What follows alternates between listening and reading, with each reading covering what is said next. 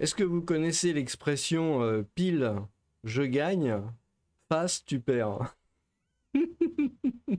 C'est c'est un peu le truc, hein. Ces documents de Bercy qui révèlent le risque d'un dérapage du déficit public dès 2024. Le déficit public est un truc dramatique parce que les Français ne sont pas éduqués, et c'est pas de leur faute, hein, sont pas éduqués pour comprendre l'économie. Je veux dire, l'économie, c'est pas simple. Je veux dire, c'est pas. Il faut vraiment se donner la peine. Quand on a été juste à l'école normale, hein, je veux dire, quand on a fait des études jusqu'au bac ou un peu plus, mais qu'on n'est pas spécialement matheux, pas spécialement bac plus 5 ou plus 10, c'est pas toujours facile de comprendre ces histoires-là, hein.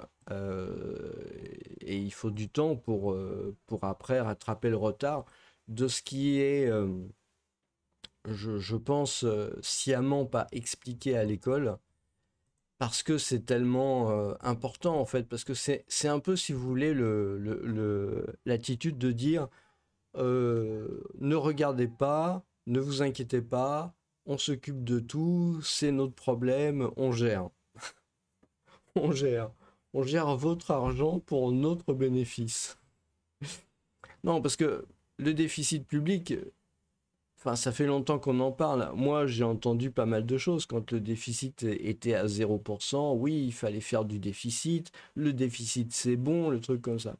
Mais à un moment, le déficit, il faut le rembourser. Je veux dire, le déficit, c'est bien d'en faire, mais une fois qu'il est fait, il faut finir par le rembourser. Même si c'est un déficit à zéro d'intérêt, de toute manière, il faut bien le rembourser. Et donc, le problème, c'est que si on fait de plus en plus de déficit, hein, je vais vous montrer un graphique, hein, voilà, on en est là, hein, on en est 2023, moins 5,5, et là on est parti pour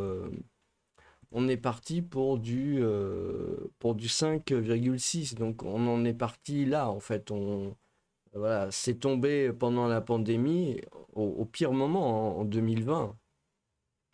Et là, c'est parti pour vraiment pour repartir vers le sud.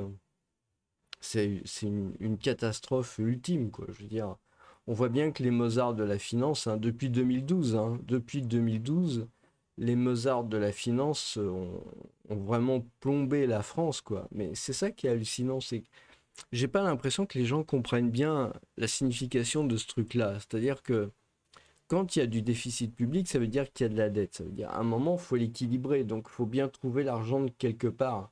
Vous ne pouvez pas taxer de manière illimitée les riches, parce que les riches, bah, ils s'en vont. Vous ne pouvez pas taxer de manière illimitée les entreprises non plus, parce que si vous taxez trop les entreprises, elles mettent les gens au chômage et elles ferment.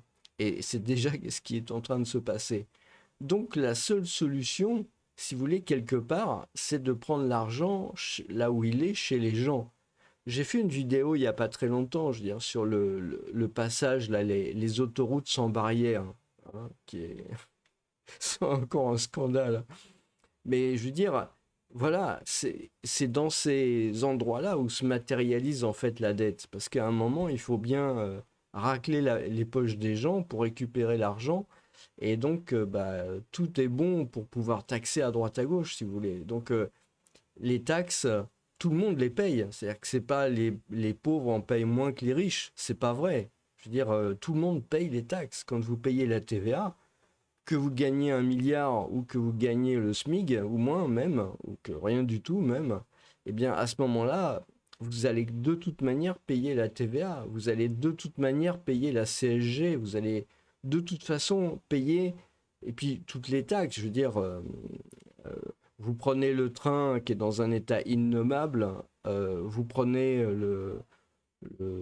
enfin voilà, tous les services publics qui sont devenus payants et pour lesquels c'est catastrophique, eh bien vous devez payer ça. Donc si vous voulez, la dette, elle est là, elle est là et elle prend de l'argent directement dans votre porte-monnaie. C'est pas une histoire de nos petits-enfants paieront ou nos enfants paieront, pas du tout.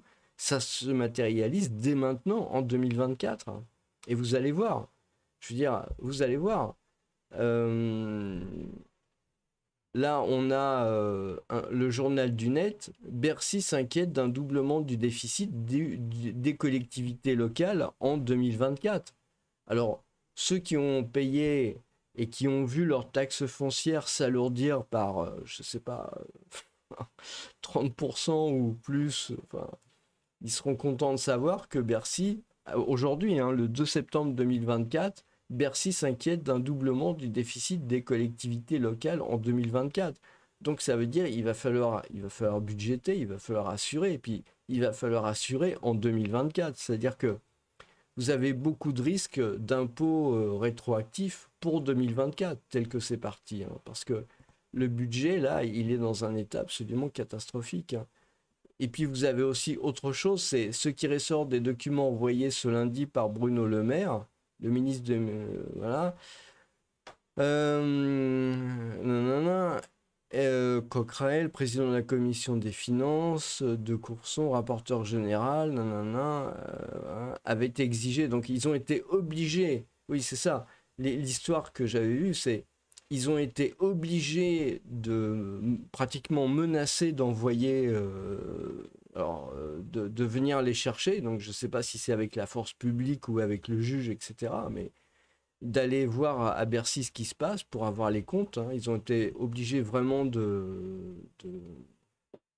leur expliquer que ça pouvait pas se passer comme ça, qu'il fallait qu'ils donnent les chiffres, et les chiffres arrivent, et les chiffres sont vraiment catastrophiques. Quoi.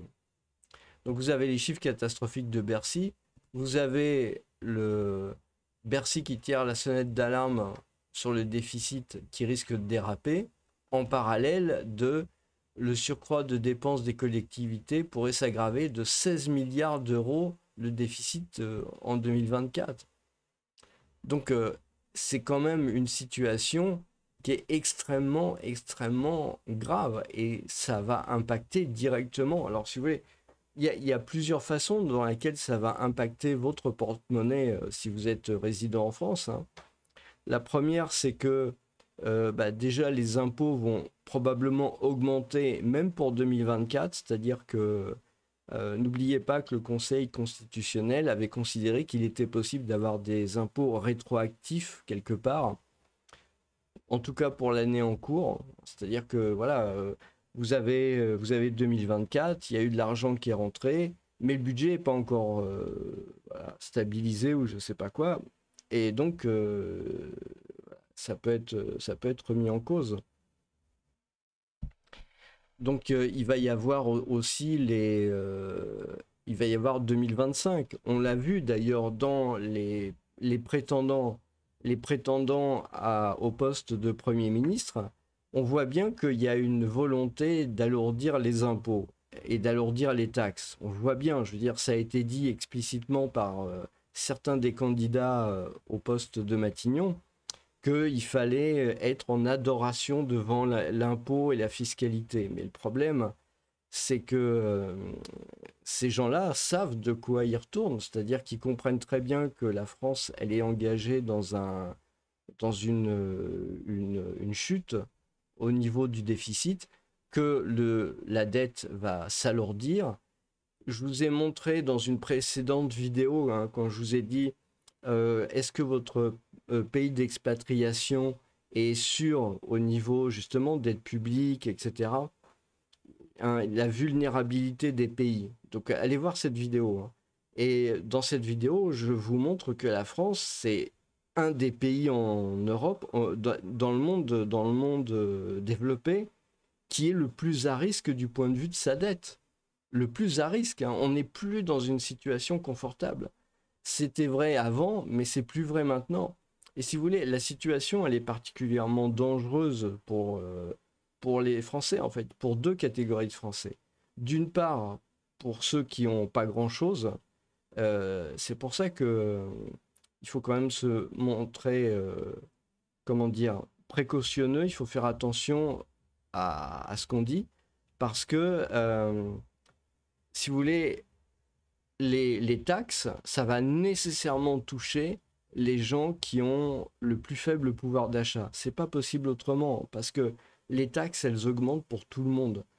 l'histoire de ne pas faire monter les impôts, ça veut nécessairement dire qu'il va y avoir soit des taxes qui vont être augmentées, soit l'assiette élargie, ça veut dire que ça va toucher plus de monde ou plus de biens ou plus de choses comme ça.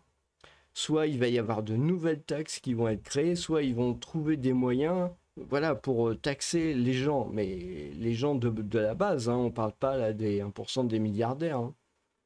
Et la deuxième catégorie de... Donc, si déjà vous avez du mal à vous en sortir, ça va être dur. D'autant plus que, je ne sais pas si vous avez remarqué, récemment, le prix de l'essence est en train de baisser, en tout cas. Hein. Et il ne faut pas oublier que l'État touche un pourcentage sur le prix de l'essence. Donc, ça lui fait un moins à gagner. On voit bien aussi que les entreprises ont de plus en plus de problèmes de trésorerie. Donc, si vous voulez, à la fin, ça va faire un moins à gagner par l'État. Hein. Donc, il faut bien comprendre que ça va être probablement très difficile. Je veux dire, le Premier ministre anglais, c'est vrai que les gouvernants là-bas, bon, ils n'ont pas l'ENA, hein, c'est vrai, au Royaume-Uni, donc ils sont un peu plus honnêtes, on va dire. Et ils ont bien dit aux Anglais, ça va être difficile. Mais il y a une deuxième catégorie de Français, c'est les gens qui ont un patrimoine. Alors ça va être de l'argent à la banque, ça va être de l'immobilier, ça va être voilà, je sais pas, les assurances vie, les trucs comme ça. C'est évident que ce genre de choses-là pourra pas rester indemne. Bon, le problème c'est que ça sert un peu de collatéral pour les dettes au niveau international. Donc je vois pas comment le prochain gouvernement pourra s'en sortir sans faire des économies importantes. Si vous voulez, le problème, c'est que les choses pourraient comme ça perdurer pendant 3 ans d'instabilité politique créée par les Mozart de la finance. Ça pourrait perdurer pendant 3 ans s'il n'y avait pas un déficit aussi important. Or là, on est vraiment dans un déficit maximum et l'état de la dette est plus risquée, on l'a vu, hein, je vous ai montré, prouvé dans l'autre vidéo, hein, elle est plus risquée pour la France par exemple que pour l'Italie ou que pour l'Espagne. Et bon, pour la Grèce, j'avais pas les chiffres. Mais si vous voulez, tous les pays qu'on désignait du doigt il y a 10 ans, maintenant, nous, on est passé derrière eux. Donc, c'est pour ça que la situation est grave. Il ne faut pas croire, hein, les problèmes de dette et de déficit, c'est pas des problèmes, contrairement à ce que les médias mainstream et la classe politique qui est responsable de cette situation veut faire croire que c'est... Voilà, regarde pas, ça te regarde pas, surtout regarde pas, t'y comprends rien, hein, ça c'est le truc des macronistes, hein, aussi pareil. Hein. Je vous rappelle quand même qu'il y avait un député hein, quand même qui avait osé dire que ils avaient fait des choses trop intelligentes. Enfin, je veux dire, quand tu es député et que tu parles comme ça des gens que tu représentes, c'est qu'il y a vraiment un problème quelque part, quoi. Donc, non, la situation... Et donc, le patrimoine, eh bien, a un problème. Mais il est probable que l'État ne pourra pas toucher tant que ça au patrimoine. Pourquoi? Ben, parce que, déjà, c'est pas sûr que les gens se laissent faire, mais il n'y a pas que ça non plus. C'est que même s'ils touchent, en fait, il diminuerait à ce moment-là le collatéral quelque part nécessaire à faire de la dette, parce que c'est avec votre argent qui fait de la dette. C'est ça en fait qui est absolument hallucinant, que j'entends pas dire ni à droite ni à gauche. Hein. Je veux dire, prenez n'importe quelle émission de gens engagés à gauche de manière voilà, assez forte, prenez les gens engagés à droite aussi, ils vont pas vous dire ça, ils vont pas vous dire qu'à un moment donné la dette il va falloir la payer et que c'est les gens qui ont pas beaucoup d'argent qui vont en être victimes. Donc à un moment donné l'État il va être obligé de faire des économies. C'est comme ça que ça va se finir. Avant même d'avoir plus des... Parce que l'argent a été dépensé. Si vous voulez, c'est un peu comme ce qui s'est passé dans les années 80 avec Mitterrand. Mitterrand est arrivé au pouvoir en mai 81. Il a ouvert les vannes du crédit. Il a ouvert les vannes du crédit. il a jeté, c'était un début d'hélicoptère-monnaie, on va dire, quelque part à l'époque. Et ça a été une catastrophe. C'est-à-dire que la situation de la France a été... alors, c'est pire que maintenant, non. Mais pour l'époque, c'était pire. Il y avait du chômage, etc. Et donc, il a été obligé, au bout de 2 3 ans, de faire la rigueur. C'est-à-dire de faire des économies. Et à ce moment-là, je peux vous dire que euh, ça a vraiment été un passage terrible au niveau de la sociale. Enfin, je veux dire, au niveau social, ça a vraiment été terrible. Et tous les gens qui avaient voté à gauche s'étaient sentis extrêmement trahis. Mais il n'avait pas pu faire autrement, parce que sinon les marchés financiers internationaux lui coupaient le robinet. Donc c'était... Et à ce moment-là, c'était cuit, quoi. Et le problème, c'est qu'on pourrait très bien se retrouver actuellement dans cette situation. Je veux dire, la dette, elle est pas revenue sur des niveaux raisonnables, et on est le seul pays qui est à risque et qui plonge de cette manière-là. Donc, je veux dire, il faut vraiment bien se mettre ça dans la tête.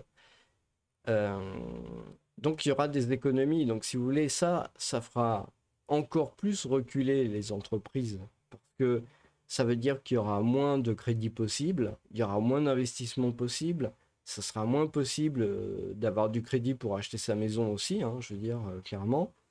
Et donc, ce qui va se passer, c'est que vous aurez un appauvrissement, euh, un appauvrissement de l'économie dans le pays. Alors, pendant une période, je ne sais pas, hein, quelques trimestres, de 3 ans peut-être, mais vous aurez une période d'appauvrissement qui va être assez dure, parce qu'en fait, on n'a jamais vécu ça depuis une trentaine d'années, en fait, hein.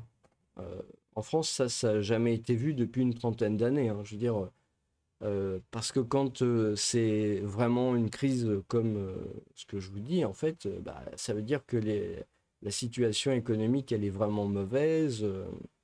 Vous avez beaucoup d'entreprises qui se ferment, beaucoup de gens au chômage.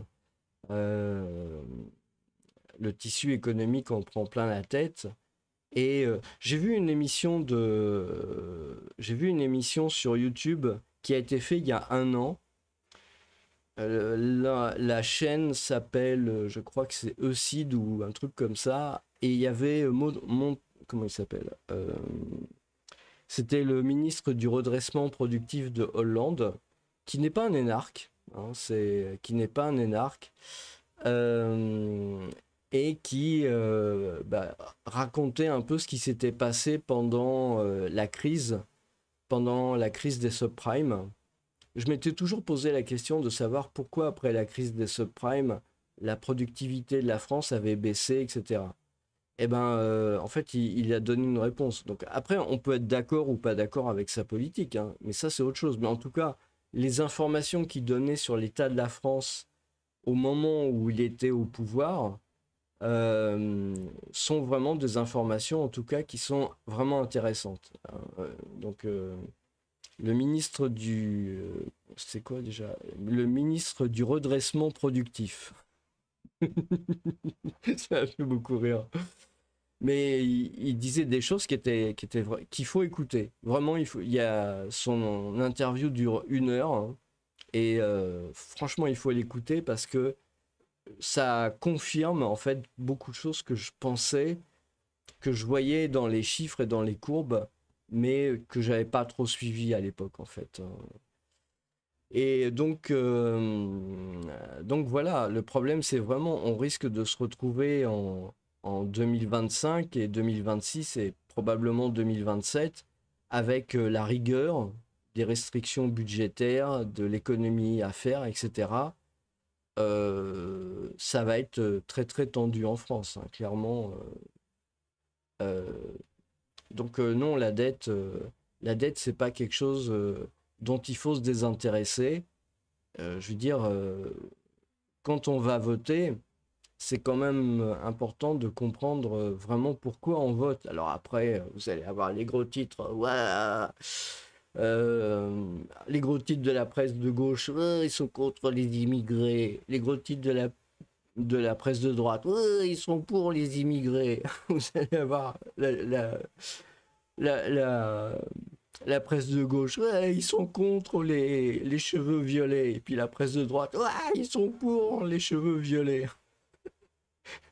Mais c'est n'importe quoi, on s'en fiche. Je veux dire, ce qui est important, c'est est-ce que demain vous aurez un travail?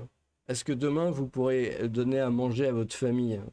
Est-ce que demain vous aurez un toit pour vous loger, des vêtements pour vous vêtir et des médicaments pour vous soigner? C'est ça qui est important. Le reste, vous voyez ce que je veux dire?